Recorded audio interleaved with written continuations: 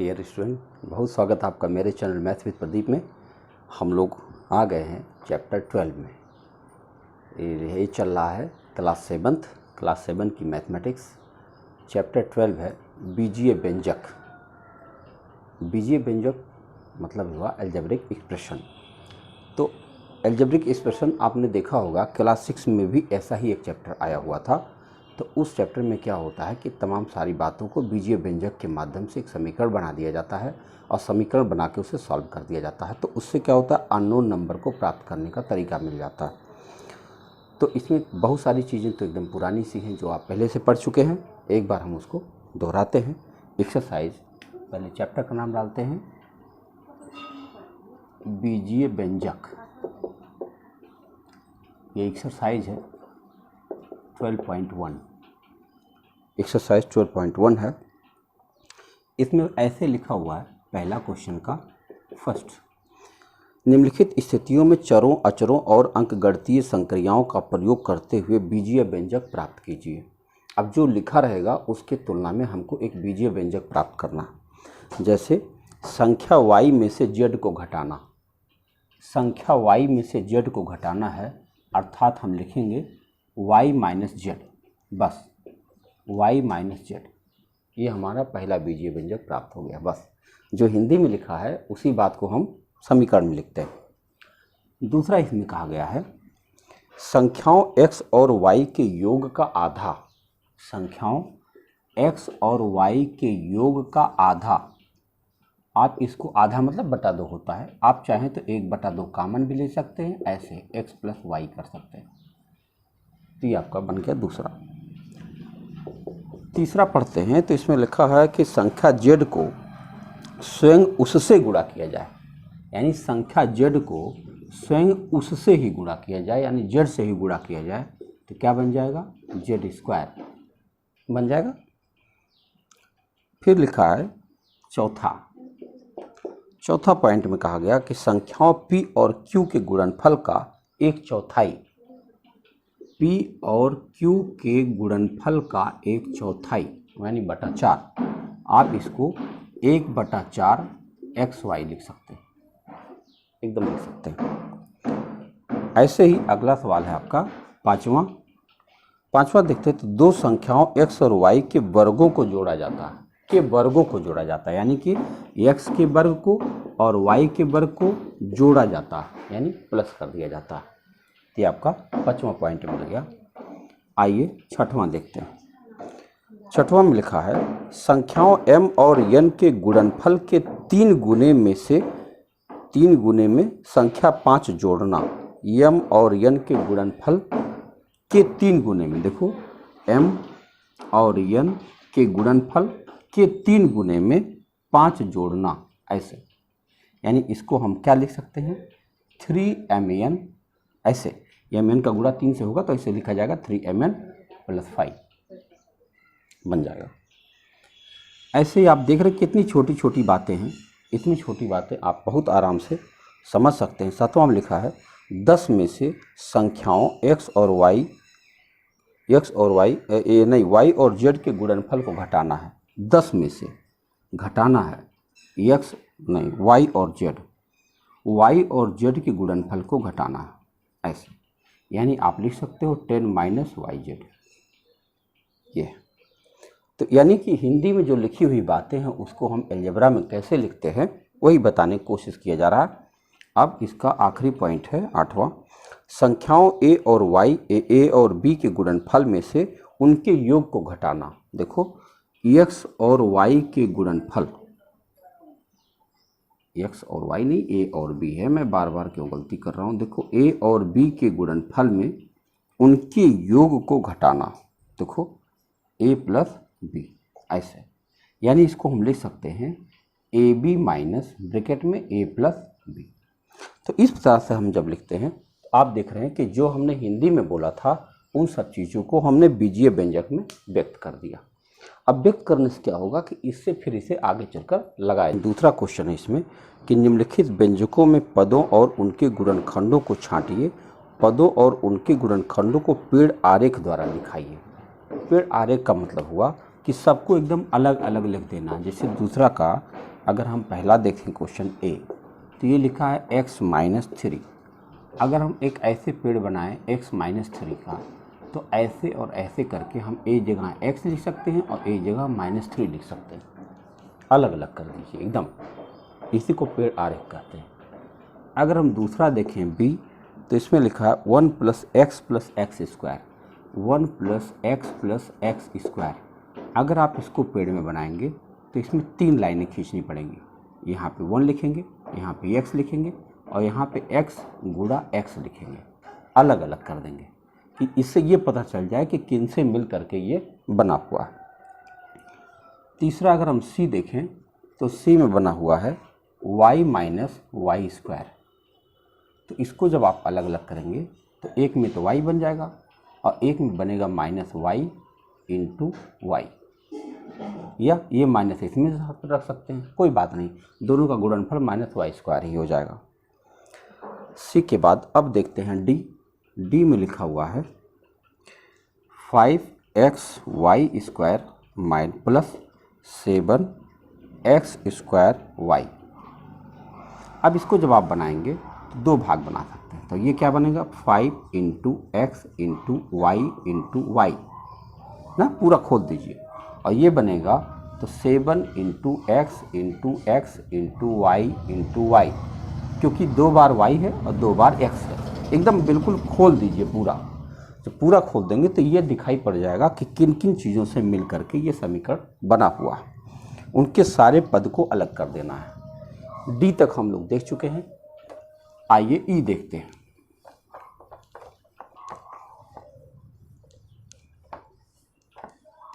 जब ई में आएंगे, ई में लिखा है -ab + 2b² -3a²। तो इसमें हमको 3 खाने बनाने होंगे, 3 खाने। इसमें क्या होगा -a गुणा b, इसमें क्या होगा 2 गुणा b गुणा b है, b² है। यहाँ क्या होगा -3 × a × a। तो इससे क्या हुआ कि सब कुछ खुल के आ गया ए, और उसके बाद में हमें स्पष्ट हो गया कि कौन इसका गुणांक है। गुणांक आपको बता दें, अभी ज़रूरत पड़ेगी। तो गुणांक मतलब होता है जैसे a² का गुणांक है -3, यानी किस अंक से गुणा हुआ है उसी को उसका गुणांक कहते हैं, अंग्रेजी में कोफिशिएंट कहते हैं। ये था पहला, यानी दूसरा का ये पहला पार्ट था। अब दूसरा का दूसरा पार्ट क्या है, लिखा है नीचे दिए गए व्यंजकों में पदों और उनके गुणनखंडों को छांटिए। पद कौन है और उनके गुणनखंड। देखिए अगर हम ए देखें इसमें, तो इसमें लिखा है -4x और +5। तो देखिए -4x और 5, ये है पद।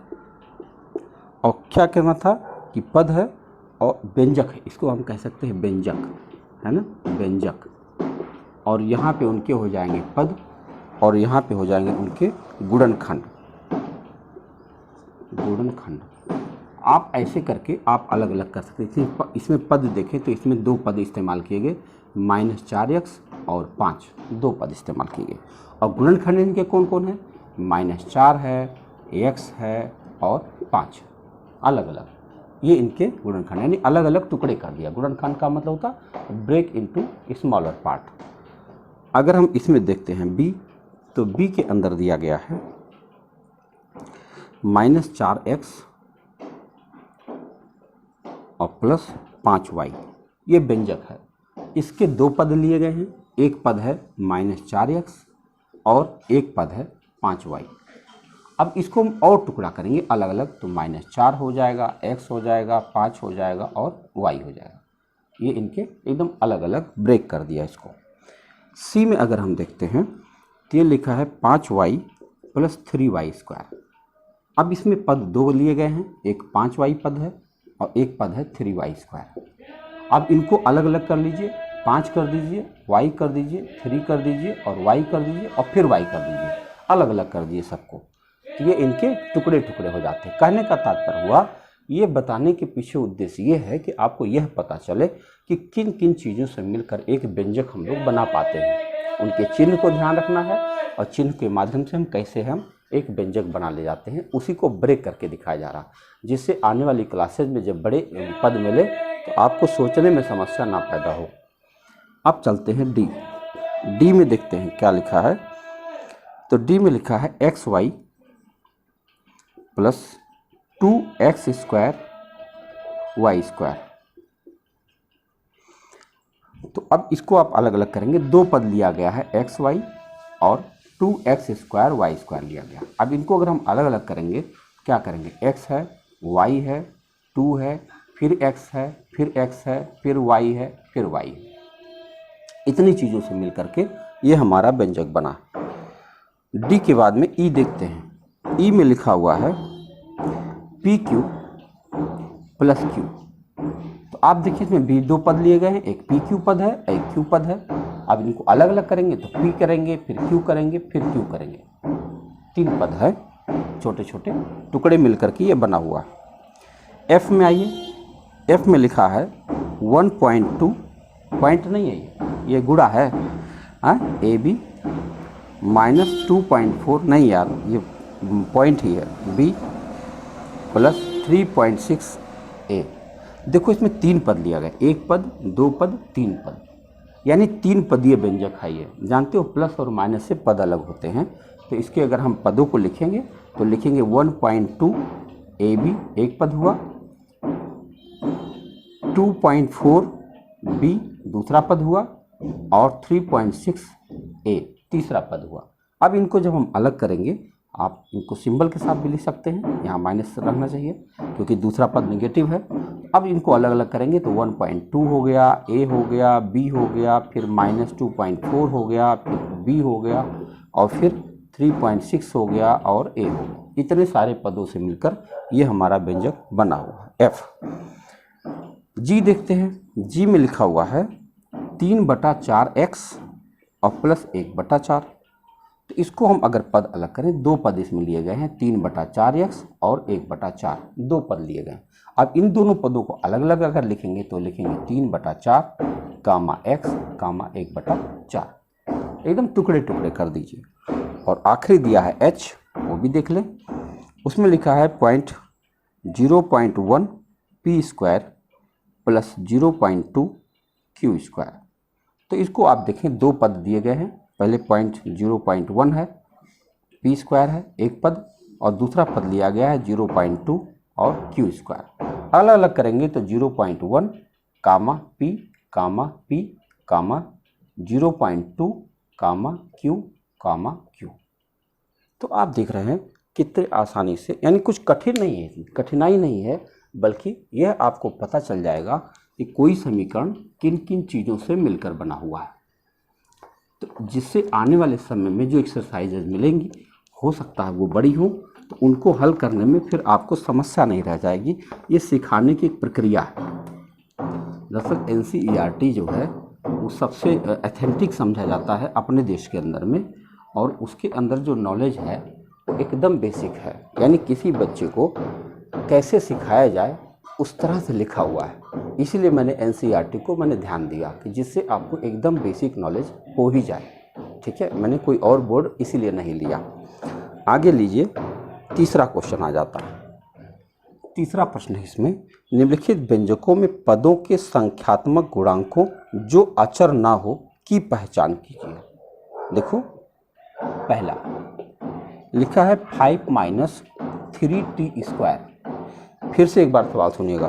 निम्नलिखित व्यंजकों में पदों के संख्यात्मक गुणांकों जो अचर ना हो, ध्यान रखना होगा आपको, चर अचर की बात हम कर रहे हैं।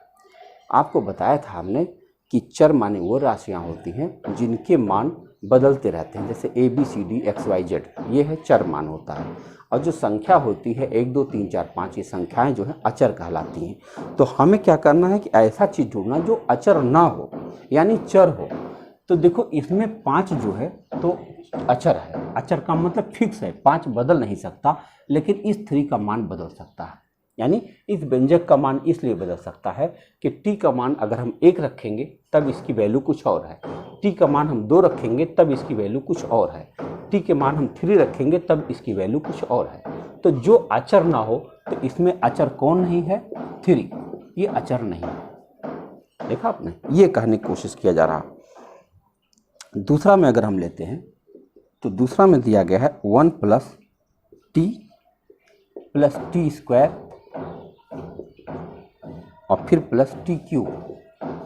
तो इसमें आप देखोगे तो ये जो है ये तो फिक्स है, ये अचर राशि है, लेकिन इसका जो गुणांक है, इसका जो गुणांक है वो फिक्स नहीं है, क्योंकि उसका जो गुणांक है उसका टोटल मान इस टी के वैल्यू पर निर्भर करता है।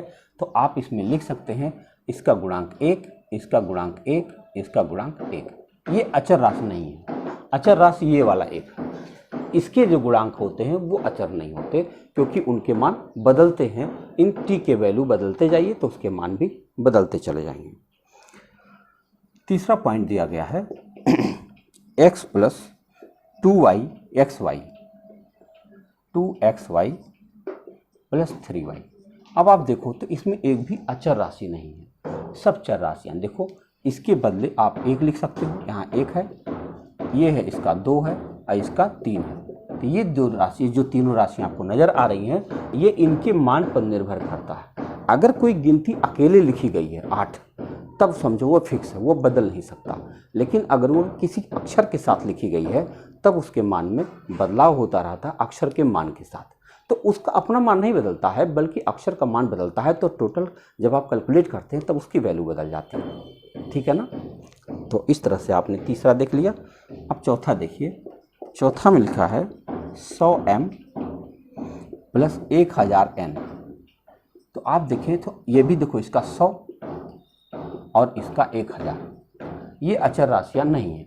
अगर कोई गिनती अकेले लिखी जाती तब उसको हम अचर मानते, अगर किसी अक्षर के साथ लिखी जाए तब वो अचर नहीं है। अगला देखिए minus P square Q square plus 7pq। तो हमको इसमें क्या ढूंढना है, इसमें क्या मिल जाएगा -1, यहाँ क्या मिल जाएगा +7, और प्लस लिखा नहीं जाता इसलिए हमने केवल 7 लिख दिया। छठवां देखिए आप, छठवां में लिखा है 1.2a प्लस 0.8b।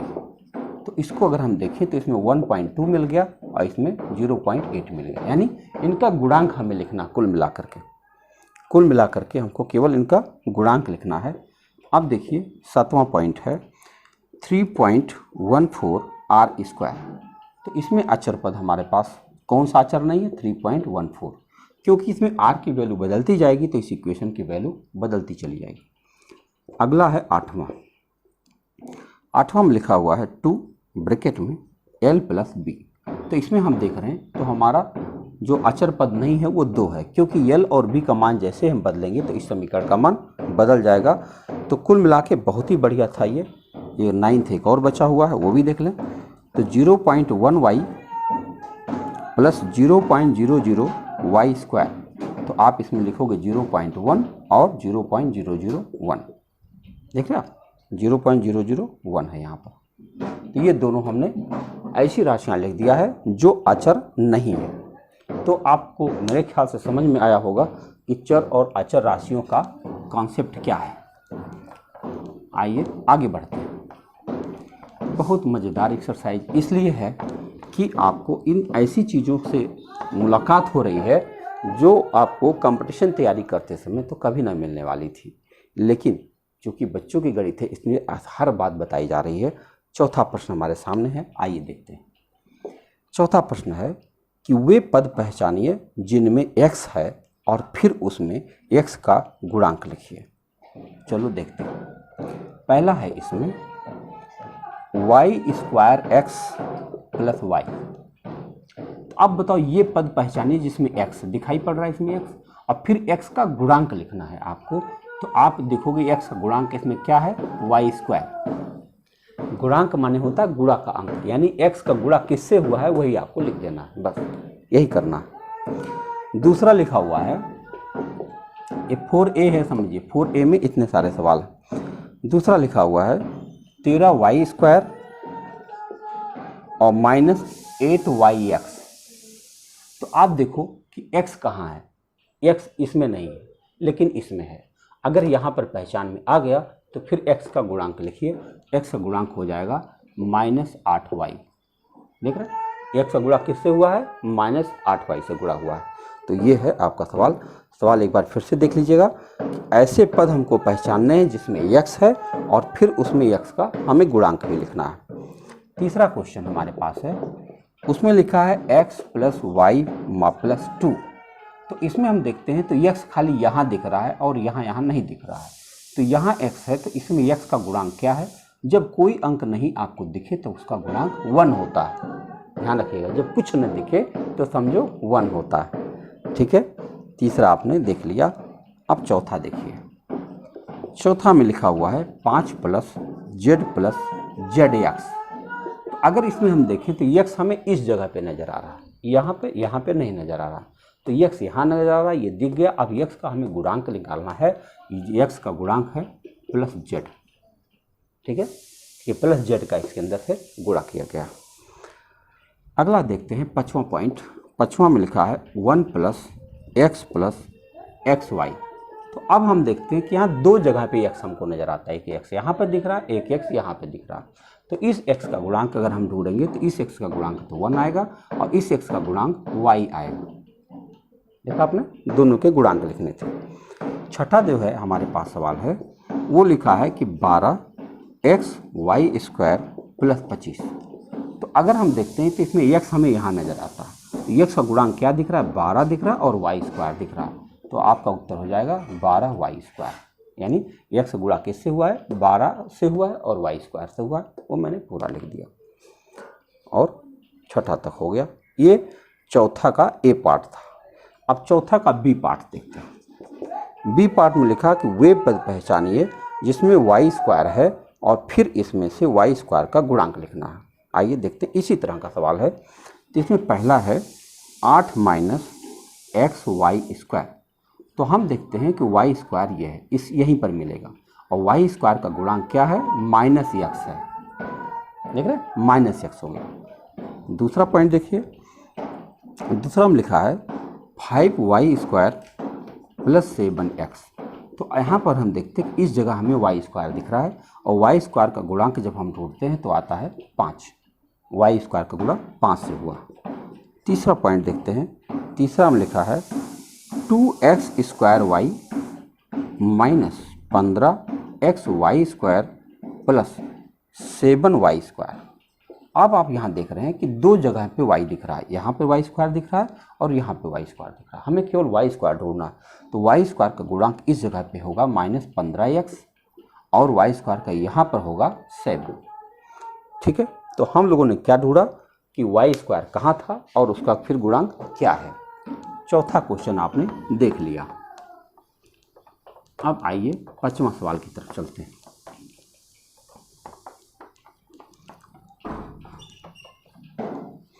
पांचवें सवाल की तरफ चलते हैं तो इसमें लिखा हुआ है कि निम्नलिखित व्यंजकों को एक पदी, द्विपद और त्रिपद के रूप में वर्गीकृत कीजिए। वर्गीकृत करना है, आओ देखते हैं।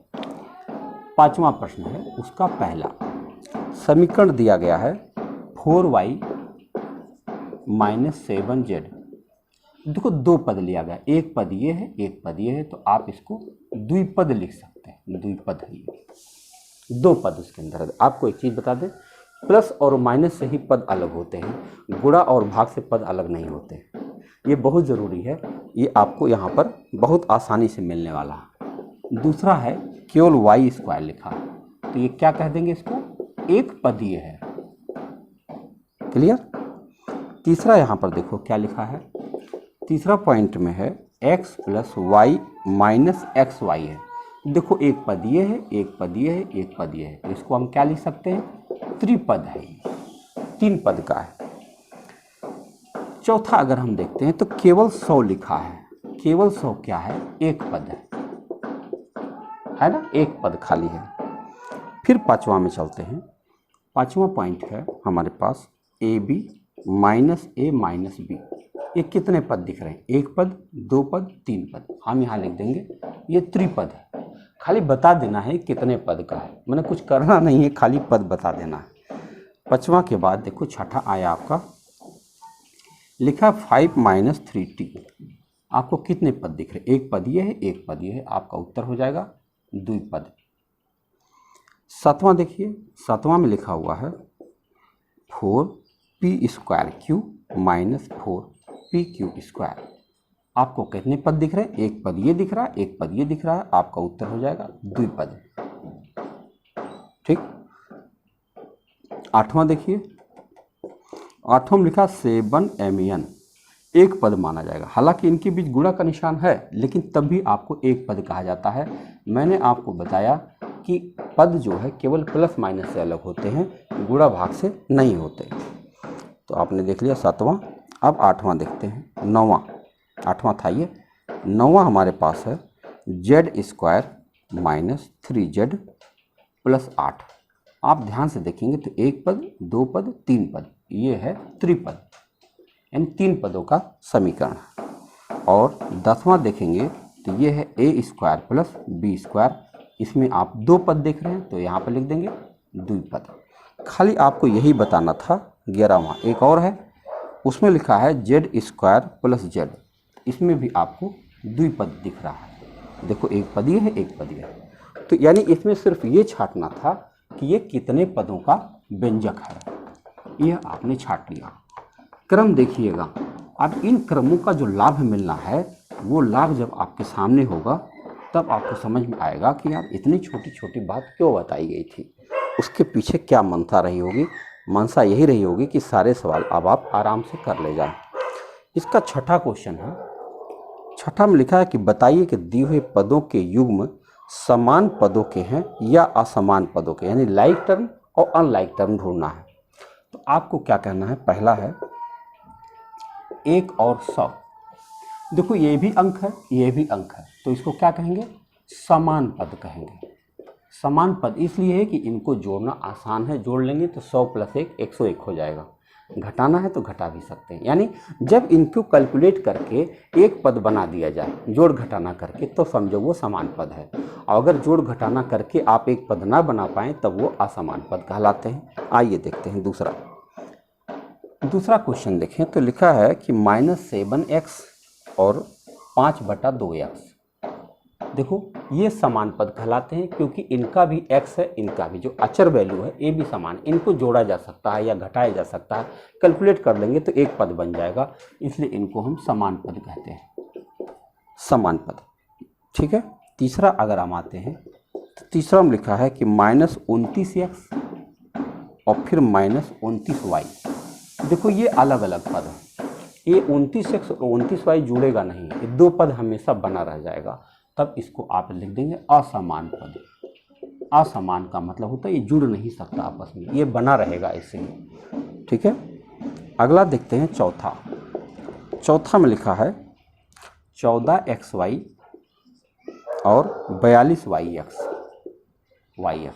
ये समान है। देखो xy कहो चाहे yx कहो, ये दोनों बराबर हो गए और ये दोनों गिनती ही गिनती है, तो गिनती ऑलरेडी समान होता है। इसके अचर राशियाँ भी यानी चर राशियाँ भी मिल रही हैं, तब इनको हम समान पद कहेंगे, समान पद।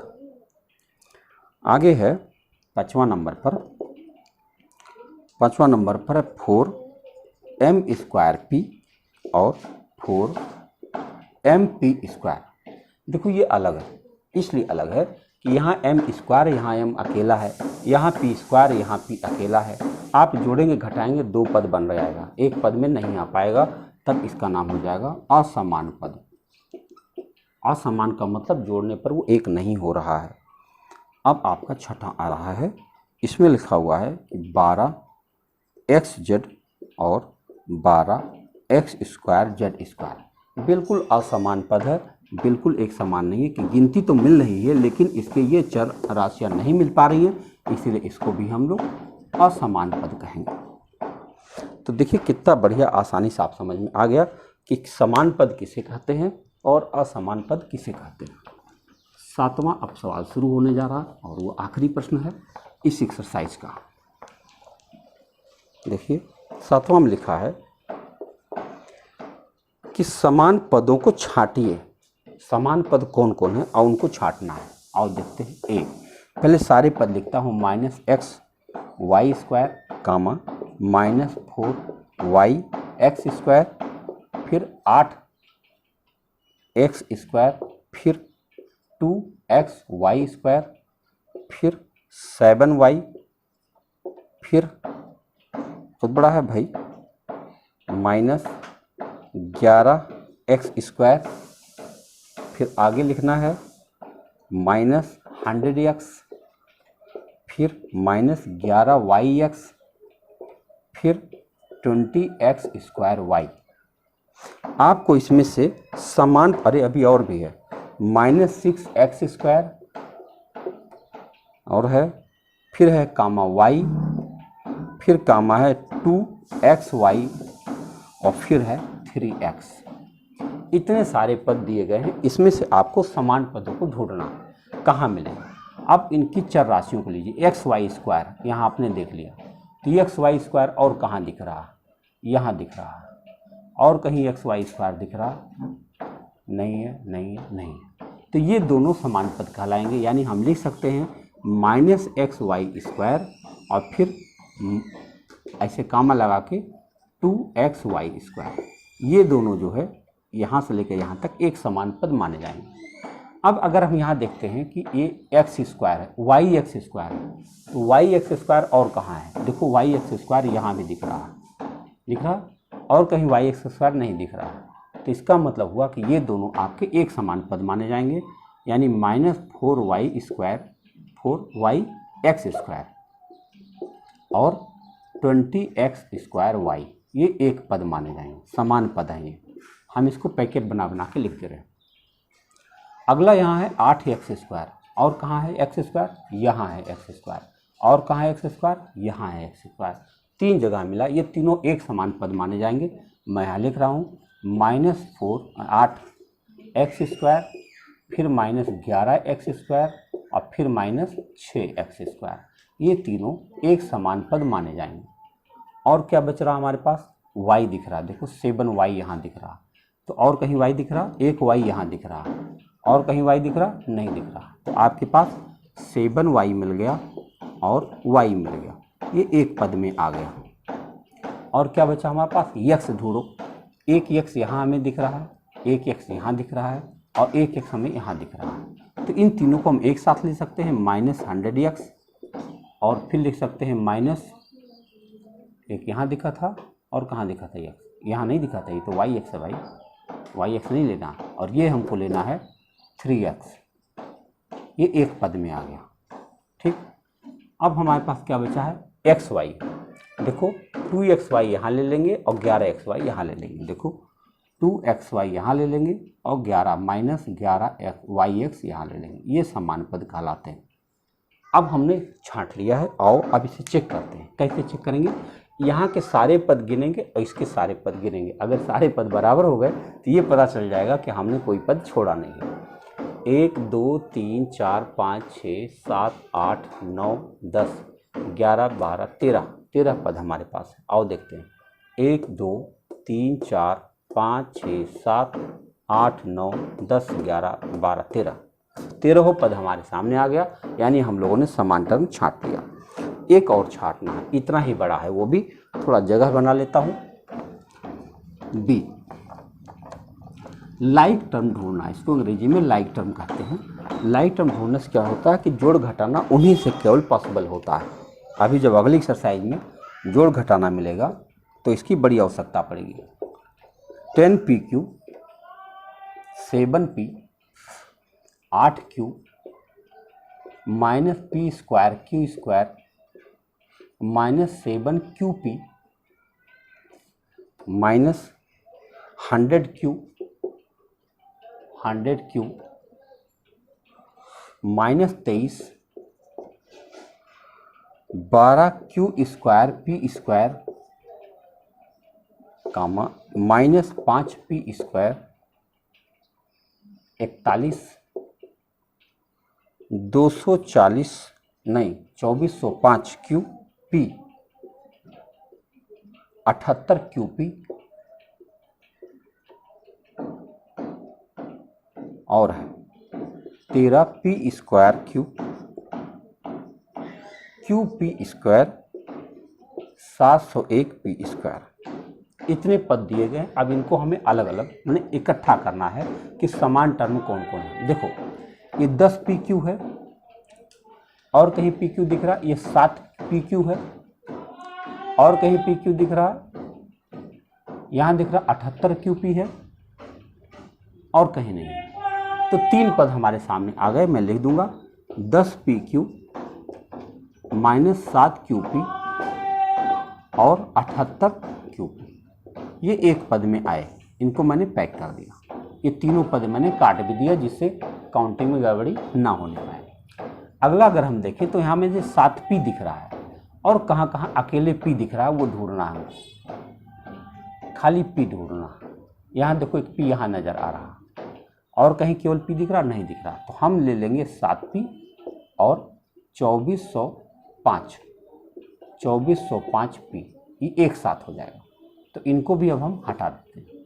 अब हम Q ढूंढते हैं। Q कहाँ है? 8Q हमारे सामने है और कहीं Q दिख रहा, खाली Q दिखना है। 8Q, ये देखो 100Q -100Q दिख रहा है और कहीं केवल अकेला Q दिख रहा है और ढूंढते हैं, अकेला Q नहीं दिख रहा है। तो ये दो पद हमें मिल पाए, 8Q और 100Q, इनको हटा दिया।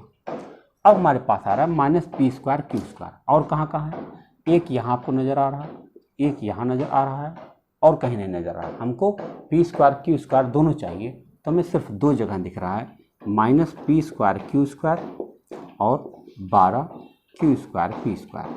तो इनको भी हम अब काट देते हैं, यहाँ से ऐसे काट दिए। हमें गिनती नज़र आ रही -23, तो अगर हमने -23 लिख दिया, कहीं और कोई गिनती नज़र आ रही? हाँ 41, और कहीं कोई अकेले गिनती नज़र आ रही? नहीं आ रही। अब इन दोनों को भी हटा दीजिए, एक पद ये बन गया। अब हमारे सामने दिख रहा है -5P², तो P² ले लेते हैं, -5P², और कहीं P² दिख रहा? यहाँ दिख रहा, यहाँ दिख रहा, ये भी दिख रहा, ये भी दिख रहा है। देखो नहीं ये सॉरी Q है, यहाँ पर केवल गिनती वाला चाहिए, 701P², ये एक पद में आ गया। तो ये खत्म हो गया और -5P² खत्म हो गया। अब देखते हैं, ये दोनों अलग अलग ही रह गए, इनका कोई साथी नहीं मिल पाया। 13P²Q अकेला रह गया, हाँ, और ये QP² अकेला हो गया। सॉरी QP² तो इसी में आ जाएगा, क्या बताएं, QP², ये एक साथ है। तो आप देख सकते हैं इतने पैकेट हमारे तैयार हो गए। अब हम काउंटिंग करके चेक कर लेंगे। 1 2 3 4 5 6 7 8 9 10 11 12 13 14 15 पद हैं। अब यह भी 15 होना चाहिए। 1 2 3 4 5 6 7 8 9 10 11 12 13 14 15। तो आप देख सकते हैं हम लोगों ने समान टर्म ढूंढ निकाला है और ये पहली एक्सरसाइज खत्म होती है। मिलते हैं नेक्स्ट में, धन्यवाद।